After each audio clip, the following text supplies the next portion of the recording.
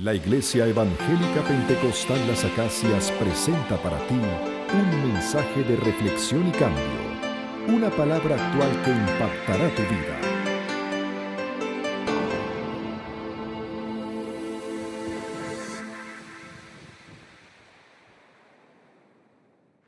Vamos a buscar en la palabra un texto que se encuentra en el Evangelio de Lucas, capítulo 8, 22 al 25. Lucas 8, 22 al 25.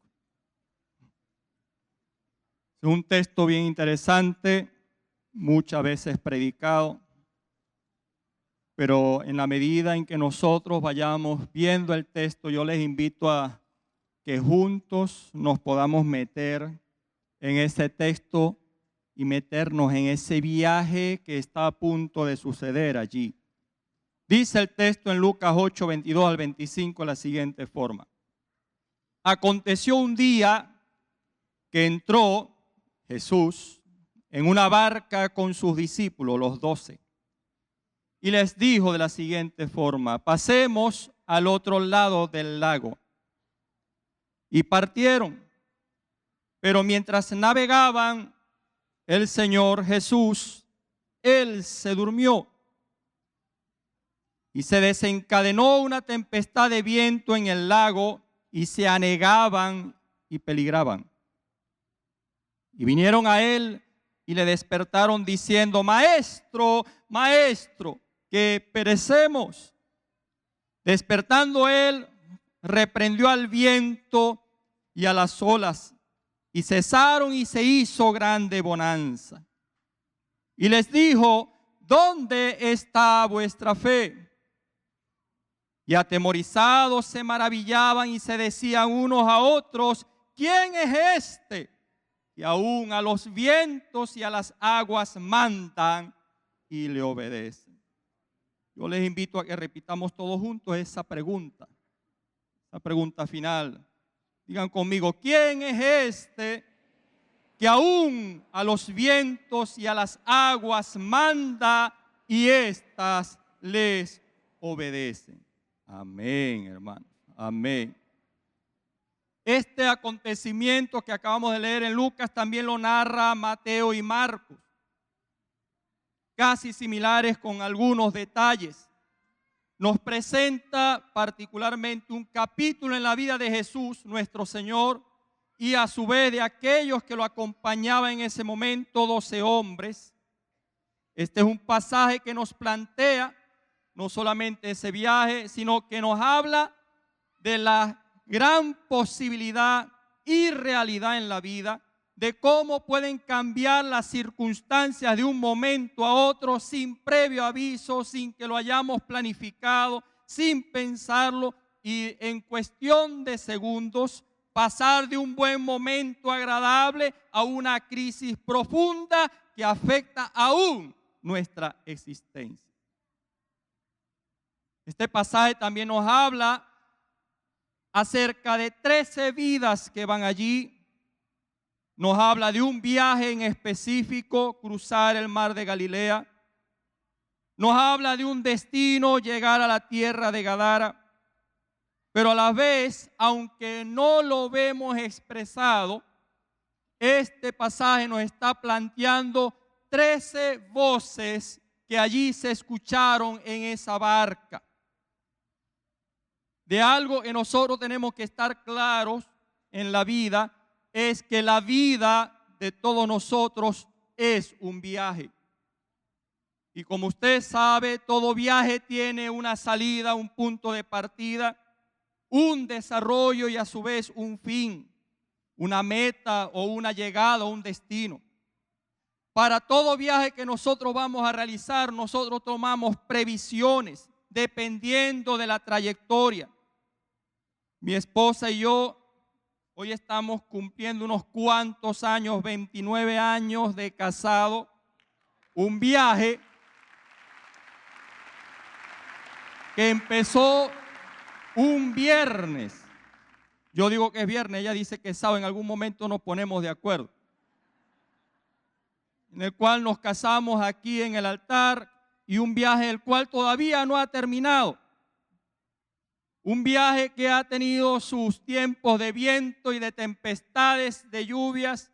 Un viaje donde ha habido sequía parejo. Un viaje donde una de las cosas que hemos aprendido en todos estos años es que uno en el Señor aprende a encontrarle la razón a todo lo que nos sucede y también siempre con humor. Y una de las cosas que nosotros teníamos por costumbre era que generalmente nosotros viajábamos por este territorio de Venezuela, la cual nosotros amamos, y siempre nos pasaba cosas. Y hay un evento que a mí nunca se me olvida y siempre lo cuento, era que generalmente en diciembre íbamos a Puerto Ordaz y hacíamos todos los arreglos en la casa para llegar a Puerto Ordaz. Y en los primeros viajes que hacíamos, todavía no existían los celulares inteligentes hoy en día. Ahora nosotros tenemos hoy en día la capacidad de llamar a objetos inteligentes. Patrullas inteligentes, pregúntenme por qué. Teléfonos inteligentes, televisores inteligentes. Si seguimos así, mi hermano, estamos bien fregados. En aquella época no existían esos celulares y una vez nosotros arrancamos camino, mi hermano, íbamos llegando por allá por Puerto Píritu y mi esposa viene y me dice: no cerré la reja.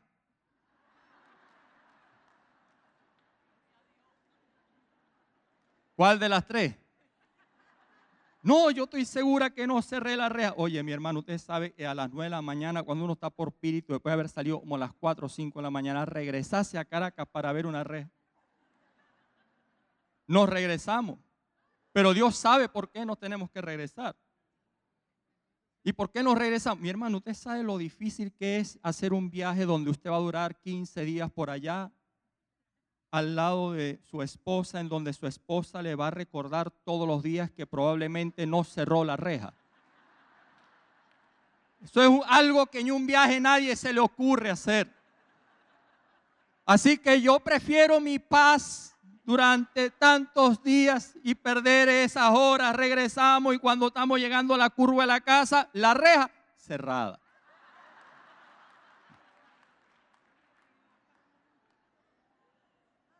Si hubiese habido en aquella época, mi hermano, un celular inteligente, yo me saco un selfie ahí con la puerta cerrada para asegurarme yo de que está cerrada. En otras 2 o 3 ocasiones salimos igualito, íbamos por allá por Cagua, mi hermano, por Camatagua, por aquellos lados. Y cuando vamos por ahí, por esa avenida donde todo es verdecito, mi esposa me dice: dejé la plancha conectada. Que sí, que no, que tú la dejaste, no, que vamos. Usted sabe que cuando uno lanza una de esas y uno trata de recordar qué fue lo que hizo, uno nunca se acuerda qué fue lo que hizo. ¿Ok? Nos regresamos. Llegamos a la casa, abrimos la reja, abrimos la puerta, llegamos al cuarto y la plancha desconectada. Diciembre del 2002. Vía, eso parece que esa zona tiene algo que se respira en el aire. No sé si es cacao o si es café, pero llegandito al mismo lugar, la plancha. A regresarse de nuevo, mi hermano. Y la plancha desconectada. Diciembre, por ahí cerca del 2008. Vamos allá, vía. Ahí esta vez íbamos llegando casi que a Píritu. La plancha. Me estacioné así pegadito, arrimado. Y ella dice: oye, para uno calmarse, pues, uno amerita calmarse. Abro la puerta, me bajo el carro y mi esposa Damaris se me queda mirando. Abro la maleta del carro, abro la otra maleta, saco la plancha, llego al asiento y le pongo la plancha.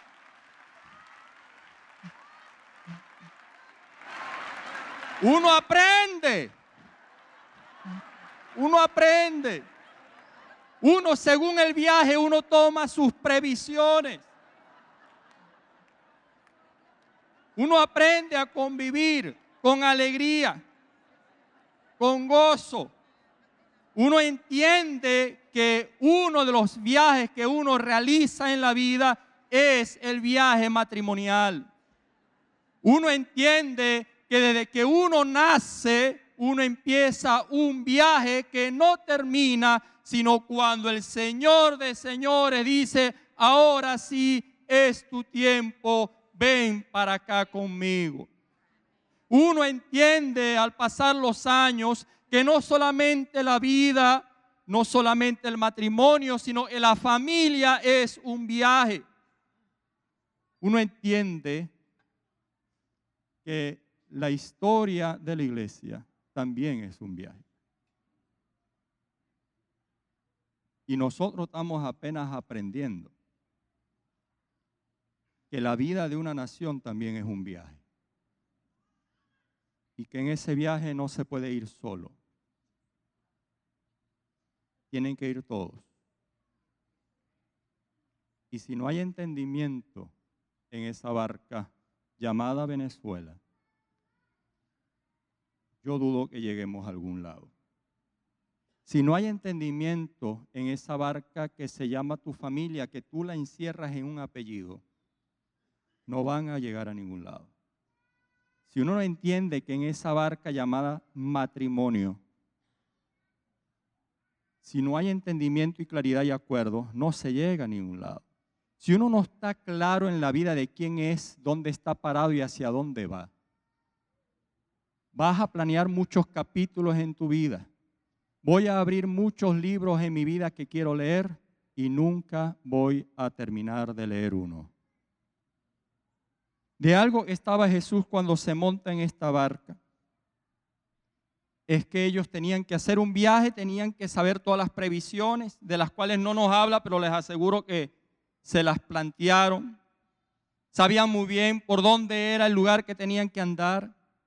Sabían muy bien a dónde llegar. Y nos dice en el verso 22 que llegó un día muy tarde, que Jesús decide pasar al otro lado del mar de Galilea y le dice a sus discípulos: bueno, muchachos, vamos a montarnos.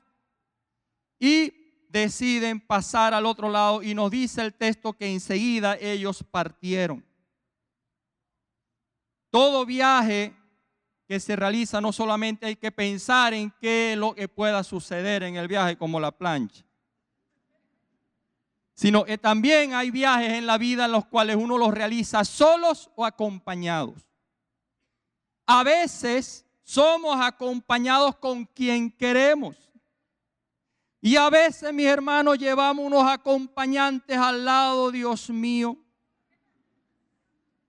que en la primera ola provoca lanzarlo fuera del barco.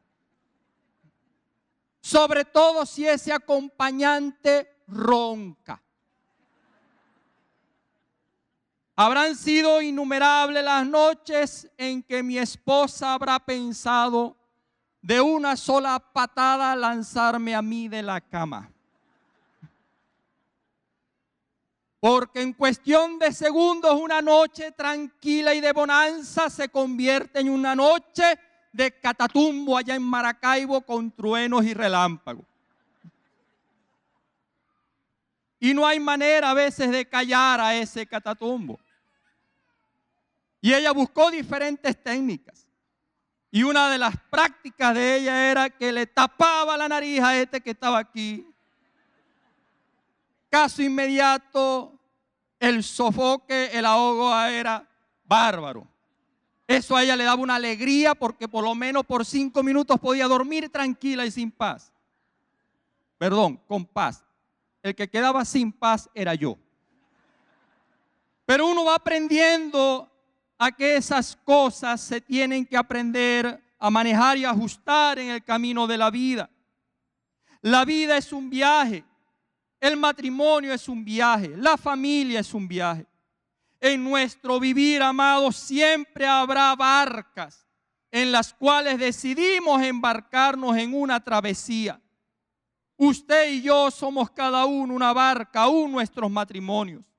Nuestra iglesia también lo es. Y todos estamos, como ya lo mencioné, en esta barca llamada Venezuela.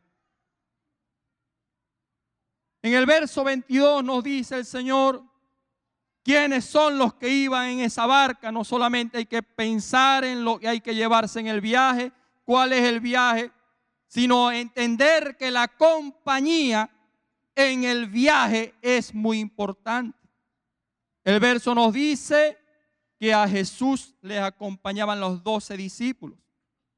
En esa barca se montó Jesús, que una vez que está dentro de la barca, decide quedarse dormido en la popa de la barca, recostado de un cabezal.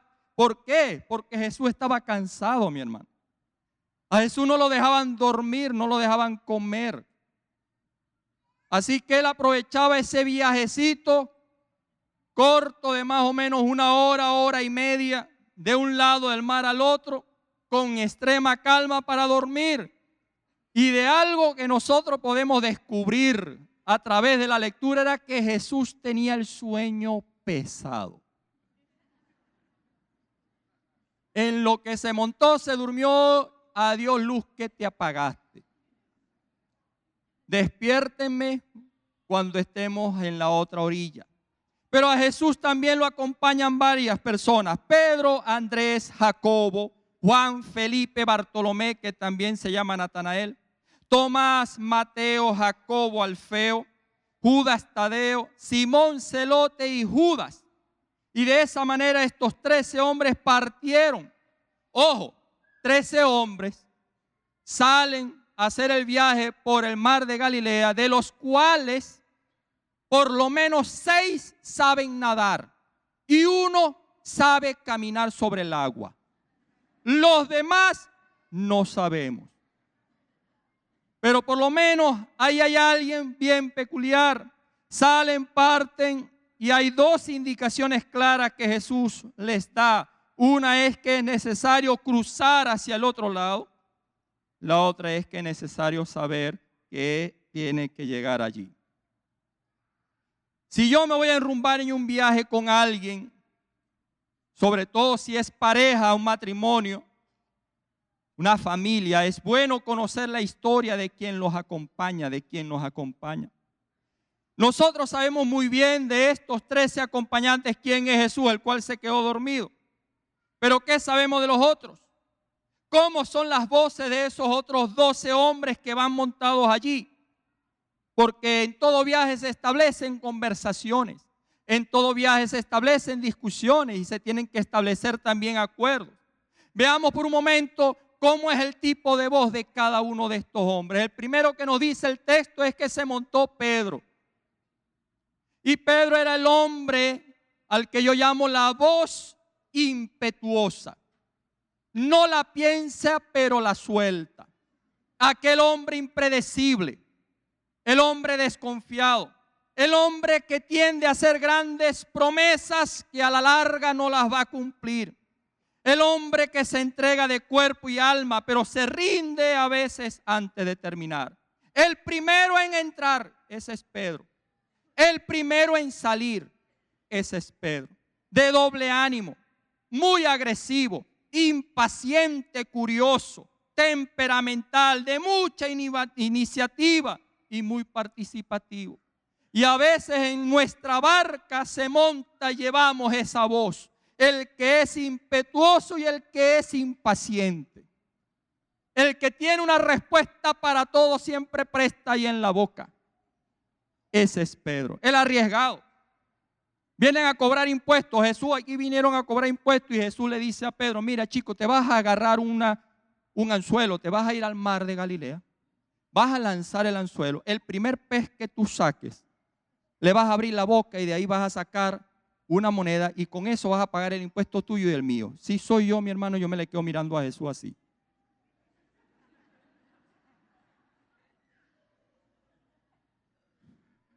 No hay cosa más rara que esa. Y el tipo fue, vale. Y el tipo lanzó el anzuelo y sacó el pez. Le abrió la boca y ahí estaba el dinero. Ahora, yo no sé si Pedro después todos los días en la mañana iría al mar a pescar uno a ver si hay algo adentro. Pero por lo menos lo hizo esa vez. El hombre que cuando Jesús dijo, ¿quiénes creen vosotros que soy yo? Tú eres el Hijo del Dios viviente. Cónchale, Pedro. Eso no te lo reveló carne ni sangre, sino el Espíritu de Dios. 24 horas después le está diciendo a Jesús: Jesús, no te vayas a Jerusalén, que allá te van a matar y te van a despescuazar. Y Jesús dice: Satanás, apártate. Oye, qué cambio tan radical. Un hombre que le dice a Jesús: Señor, yo voy a ir contigo donde sea. Yo voy a acompañarte. Si tú mueres, yo también. Y Jesús le dice: no, tú me vas a negar esta noche. Yo, la misma cara que ponemos los hombres cuando la esposa a uno le dice: mira, déjate la cosa allá afuera. Pues las mujeres tienen una peculiaridad. Cuando uno vive con su esposa solo y no hay más nadie, a menos que sea el Padre, el Hijo y el Espíritu Santo, y uno deja algo mal puesto, viene la esposa de uno y le dice a uno: ¿quién habrá dejado la bolsa abierta? ¿Quién habrá dejado la bolsa de pan abierta? Papá Dios no come pan. El Espíritu Santo no, más bien nosotros comemos de Él. Y Jesús, Él tiene cómo multiplicar los panes para Él. Así que si no fuiste tú, quiere decir que yo soy quien. Y uno aprende porque uno también la aplica. A diferencia de cuando uno viene y dice la misma pregunta, obtiene una respuesta diferente. ¿Quién habrá? Tú sabes que aquí soy yo, así que no me vengas con esa. Y a veces le dice a uno: ay, ¿verdad? ¿Quién habrá sido? Ese era Pedro.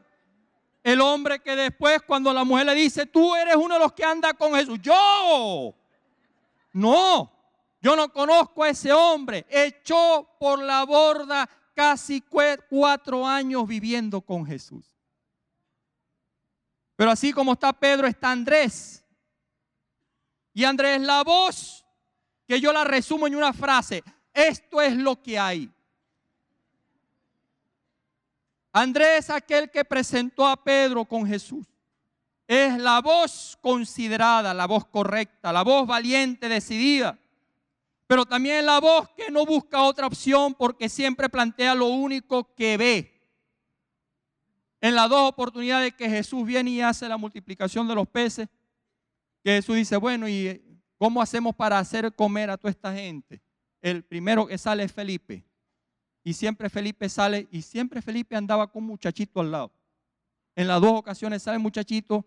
Yo no sé si el muchachito era margariteño, pero el muchachito siempre tiene lo mismo: pan y peces. Y sale Felipe: mira, aquí está el muchachito, mira. Aquí está, esto es lo que hay. ¿Okay? Esa voz usted nunca la ha escuchado en su casa. Cuando usted no hace cola porque usted dice: yo no voy a hacer cola porque Dios me va a proveer. Yo no voy a hacer cola porque Dios esto, aquello. Y llega un momento en que la que sí hace la cola se cansa de hacer cola. Y entonces llega un día, uno se sienta en la mesa y uno dice: bueno, ¿y ahora qué yo voy a comer? La mujer le sirve a uno la concha de plátano. Y dice: bueno, ¿y esto? Eso es lo que hay.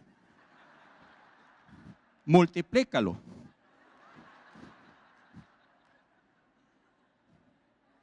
Esa es la voz de lo que hay. Pero esa voz de lo que hay es dar a entender: o te la calas o te la aguantas. Hay otra voz que es la voz pasional, la voz de la pasión, y ese es Jacobo. Se le llama Boanerges, hijo del trueno, igual que el apóstol Juan. Este hombre representa la pasión, la fuerza del carácter. Lo que es temperamental significa ambición, celosía y apasionamiento. El hombre ferviente, el hombre arrogante, de mucho entusiasmo, mucha disposición, ardiente por hacer las cosas. Era el hombre que era uno de los cuales estaba en el círculo más íntimo de Jesús y siempre estaba allí al lado. Pero como buen voz pasional, dijo 2 cositas sencillitas. Una vez iba Jesús, ya iba a punto de ir a la cruz, y viene él y habla con la mamá y le dice a la mamá, mira mamá, tú sabes, Jesús a veces le dice unas cosas a uno, mi hermano, que lo sienta a uno, ya usted sabe cómo. Viene Jesús y le dice a ellos, mamá, ¿por qué no le dices a Jesús que cuando Él venga en su gloria, sienten a mi persona y a Juancito a la izquierda, a la derecha de su reino? La mamá se fue y le dijo, mira Jesús, ¿y qué tal si tú cuando vienes en gloria, por qué tú no sientas cuando te hagas en gloria? ¿Por qué no sientas a Juancito y a Jacobito a tu derecha y tu izquierda?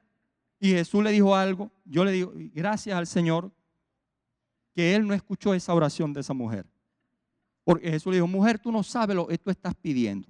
¿Por qué? Porque 72 horas después Jesús estaba siendo crucificado en medio de 2 ladrones.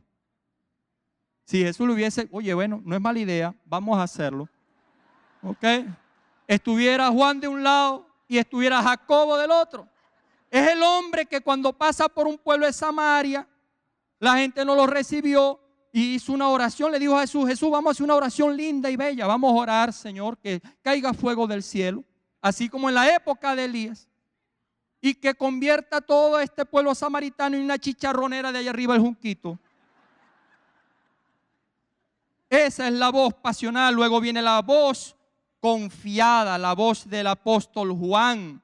El amoroso pero intolerante, el que es claro, volátil, impulsivo, es tosco y es agresivo, es apasionado, muy explosivo, muy celoso, así lo vemos nosotros en sus cartas. Es del tipo que te dice o es blanco o no es blanco, entonces es negro. Y tú vas a ver, es aquella voz que nos dice en nuestro ser interior, o corres o te encaramas. Es la voz que a veces nosotros le decimos a los hijos. O corres o te encaramas. Lo triste es cuando es el papá el que termina corriendo y encaramándose. Luego tenemos la voz de Felipe, la voz que todo lo analiza. Felipe es el hombre realista, el que siempre está viendo los hechos. Es el hombre de números claros. Es el que es práctico. Felipe es aquel hombre pragmático que siempre se deja llevar por las razones. No toma decisiones con rapidez, pero tiende a ser derrotista. Él fue el que dijo cuando Jesús iba a Jerusalén, vamos todos con Él para morir todos juntos. Felipe es aquel que es buena gente, es amigo de todo el mundo, pero es el caído de la mata. Y a veces uno tiene una voz interna que es caída. ¿Por qué caído de la mata? Mire, mi hermano, Jesús está a punto de celebrar la Santa Cena. Y Jesús está hablando, da la oración del Evangelio de Juan, la tremenda oración. Padre, te ruego por ellos porque yo sé para que no desfallezca su fe. Y vosotros me habéis visto y vosotros conocéis el camino. 3 años y medio caminando con Jesús. Vosotros sabéis cuál es el camino. Y Felipe, dime Felipe, Jesús, vamos a hacer una cosa. Muéstranos al Padre y listo, con eso tenemos. Mira, si Jesús hubiese tenido una Biblia Thompson de esa tapadura, ok, que parece una calibre 48, se la hubiese atestado en la cabeza. Dice, oye Felipe, 3 años y medio has estado conmigo. Viste multiplicar los peces, me viste caminar sobre las aguas. Resucité a Lázaro no hace ni 15 días. La hija de Jairo. He hecho toda esta obra y tú me estás pidiendo a mí que te muestre al Padre.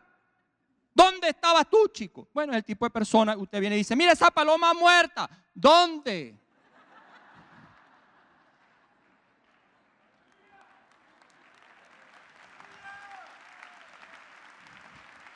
¿Dónde?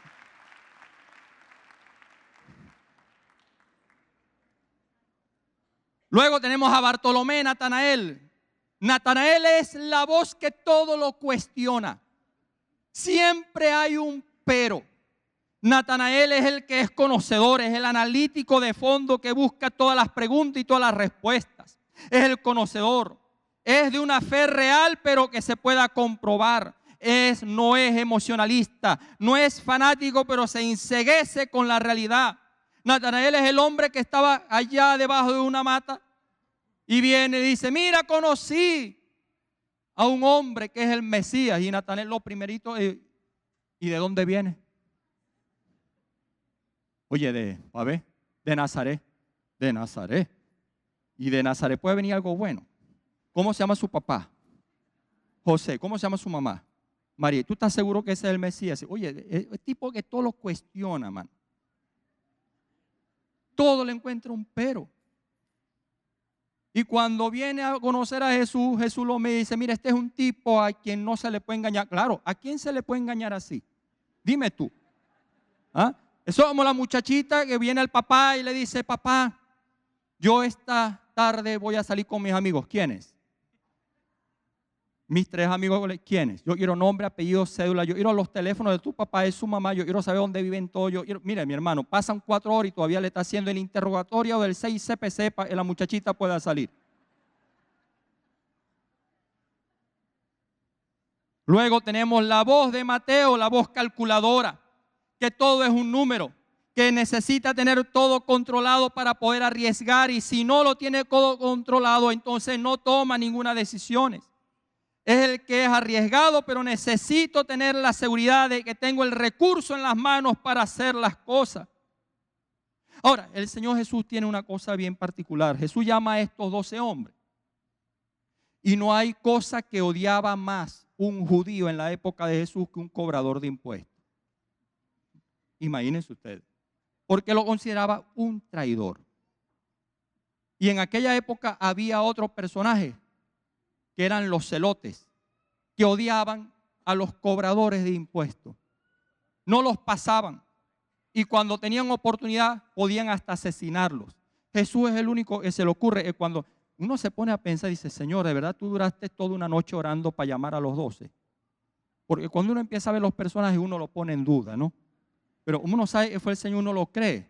¿Tú sabes lo que es Jesús? Está la gente con sus currículos, con sus 4 tomos, ministros, pastores, ahí de todo, y todo el mundo esperando que Jesús lo llame para arranque ese viaje con él. Y Jesús empieza, y el primero que llama es Pedro.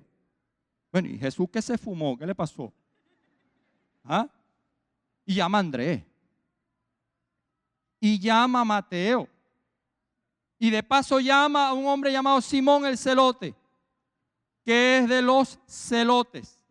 Y es de aquellos que piensan que los cobradores de impuestos hay que matar. ¿Usted se imagina los primeros 3 meses en ese grupo de discipulados?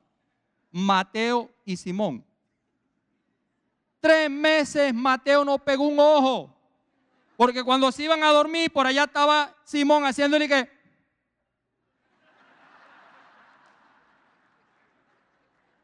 Jesús es el único capaz de meter semejantes personas dentro de una barca.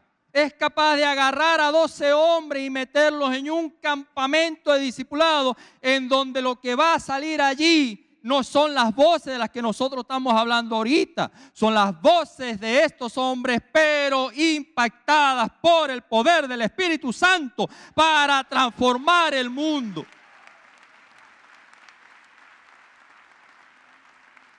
No solamente mete a esta voz calculadora, sino que mete a 2 hombres. Uno es Judas Alfeo y el otro es Judas Tadeo. Yo los llamo los 3 monitos. ¿Por qué? Porque en aquella ilustración donde aparecen los 3 monitos, hay uno que no oye, hay otro que no habla y hay otro que la palabra del Señor no nos dice nada de ellos. Cuando Jesús hacía algo y preguntaba, ¿qué piensan ustedes?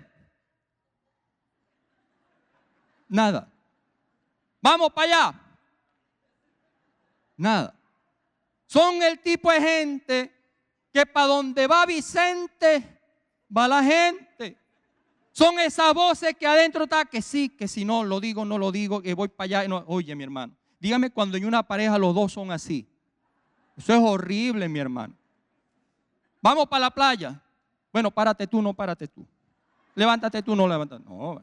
Cuando se es pareja así y andan enamorados y andan hablando por teléfono. Cuelga tú, no cuelga tú. Cuelga tú, papi, no cuelga tú. Ay, mi amor, cuelga tú. Cuando los teléfonos eran de disco y uno tenía que calarse esas conversaciones. No cuelga tú. Bueno, vamos a hacer una cosa. Vamos a colgar los 2 al mismo tiempo. A la una, a la otra. Ay, no colgaste, me engañaste.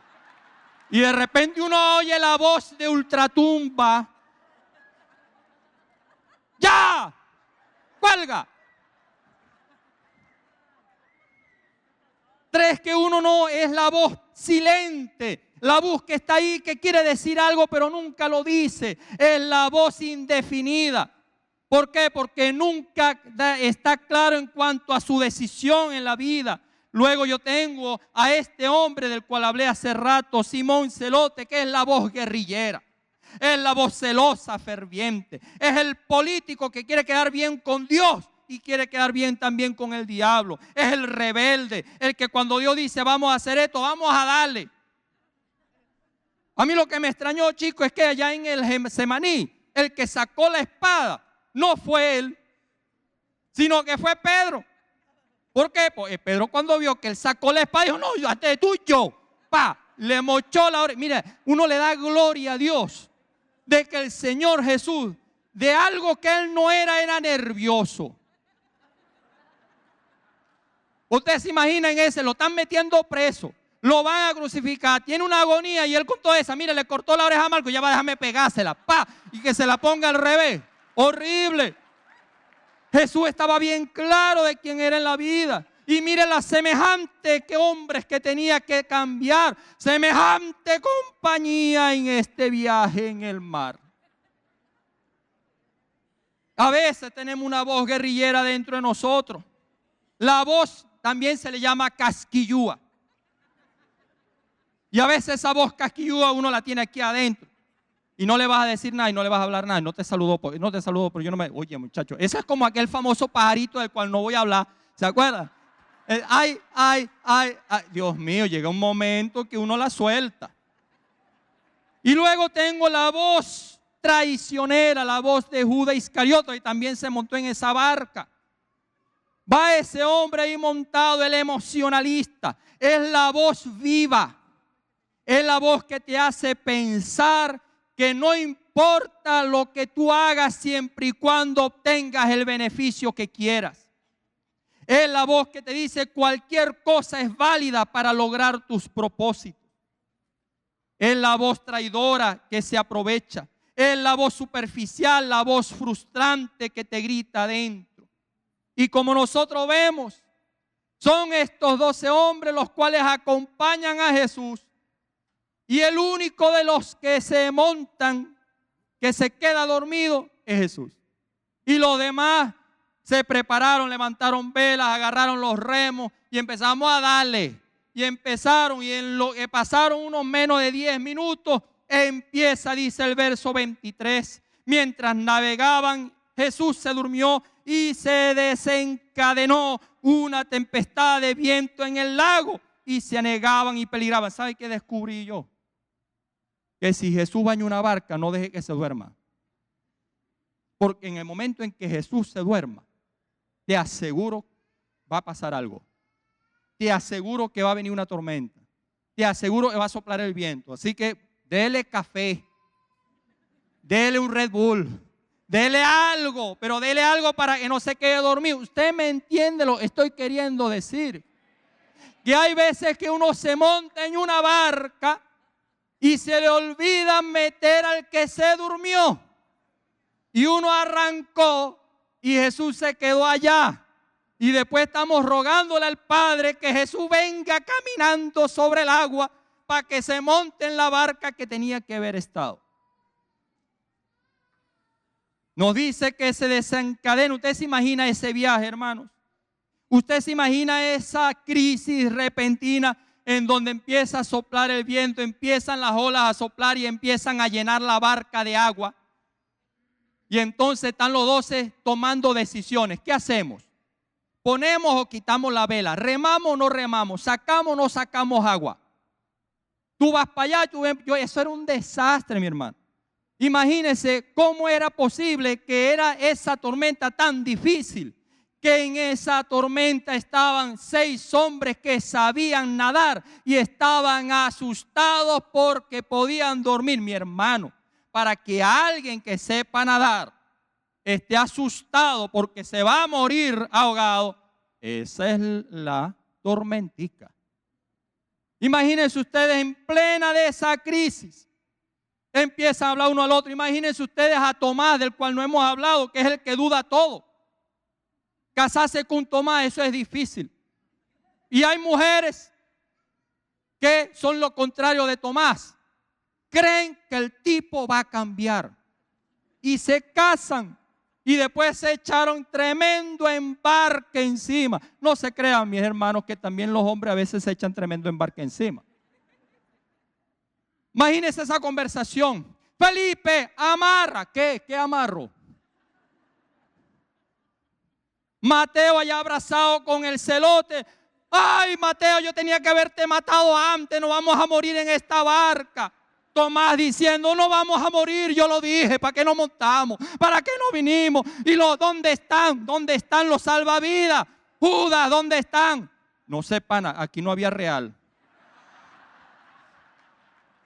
Mateo, oye, vale, nosotros íbamos a haber llegado en media hora y ya llevamos 1 hora y media y no hemos podido llegar y te aseguro, a 5 segundos cada uno se va a morir, no vamos a durar ni 2 horas. Oye, eso era para volverse loco. Pedro, el alterado, cállate tú agarra ya, tú vente para acá. Oye, y Judas Tadeo, tieso, porque hay cosas en la vida que lo ponen a uno, caramba, y uno no sabe qué hacer, no sabe qué ejecutar. En medio de esa algarabía, en medio sacando una agua, mientras unos sacaban agua, Andrés metiendo agua. Bueno, vale, ¿qué te pasa? Que si amarra, que si suelta, echen todo. No vayas a echar a Andrés, déjalo adentro a la barca. Y en medio de ese alboroto, por fin, alguien pensó algo. ¿Y Jesús? ¿Y Jesús? ¿Dónde está Jesús? ¿Dónde está Jesús? Jesús durmiendo. Mira, pero ahí los gritos, él tranquilo.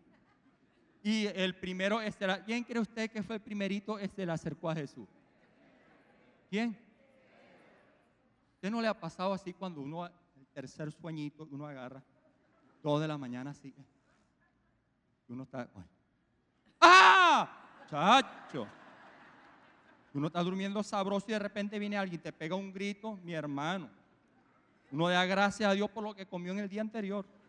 Dice, bueno, vale, tú me vas a matar. Imagínese Jesús durmiendo. ¡Jesús! ¡Jesús! Bueno, pues ya va. ¿Qué?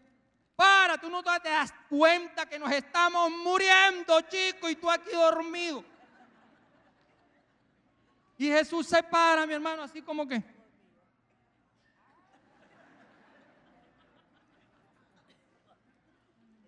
No se enjuaga la boca, pues agua salada no se ve.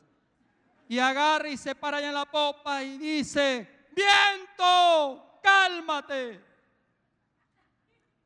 Olas, quédense quietas. Y esa voz retumbó y todo se quedó quieto.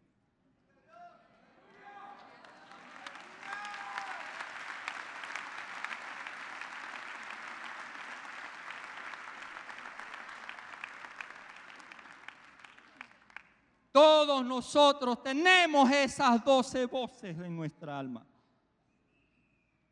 Cuando tenemos que tomar decisiones en nuestra vida personal, siempre va a haber una de esas 12 voces que va a pegar gritos y te va a hablar. Algunas de ellas te van a paralizar y no te van a dejar actuar. Siempre en el matrimonio vas a escuchar otras voces. La voz que te dice, imponte. La voz que te dice, no, razona de esta manera, no lo hagas. Siempre en la familia van a haber voces contrarias, van a haber voces que van a alterar la vida familiar. Siempre en la iglesia va a haber voces que te van a hablar y te lo van a decir en tu corazón, vete, quédate, no lo ames, si lo ames, no es de Dios, si es de Dios. Voces de crítica, voces de cuestionamiento, voces de razones propias. Vivimos en un país donde la multitud de voces que se escuchan generalmente no nos lleva a ningún lado. Y tenemos a un país paralizado en el medio porque no sabemos hacia dónde ir por las tantas voces que escuchamos, cada quien disparando flechas para todos lados. Tenemos familias hoy en día que no tienen una dirección clara en el Señor de qué hacer. Por las muchas voces que oye el padre de familia, por las voces de la madre que escucha y aún por las voces que acarician los oídos de los hijos. Tenemos hombres y mujeres paralizadas que no saben qué actuar, porque a veces estas voces hablan 2 a 3. A veces se disparan las 12 y el Señor te está llamando. Y el Señor me está llamando, que es tiempo de que mandes a callar esas voces y que dejes hablar a la única voz que puede calmar el viento y las olas de la crisis. Ese se llama Jesús. Ese es Jesús, que cuando tú lo dejas hablar en tu vida, da claridad hacia dónde tienes que ir. Es el que sujeta toda voz a su espíritu. Es aquel que te dice: estás parado en este lugar y te quiero llevar a aquellas alturas. Es tiempo de escuchar en nuestros matrimonios la voz del Señor que te dice: no es tiempo de odiar. No es tiempo de pelear, es tiempo de guerrear y darlo todo por esa mujer, darlo todo por ese hombre, darlo todo en la familia por esos hijos. Mientras los demás te dicen: bótalo, deséchalo, el Señor puso una responsabilidad en nosotros, en donde nos llama a levantar lo que nos quieren quitar. Es tiempo de que esa voz se levante.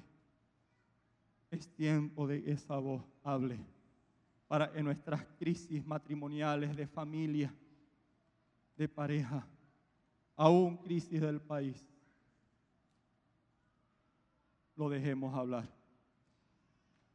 Que nunca se nos olvide que Jesús, en su oración por los discípulos, dijo: Señor, estas son mis ovejas, ellos oyen mi voz, yo las conozco y ellas me siguen.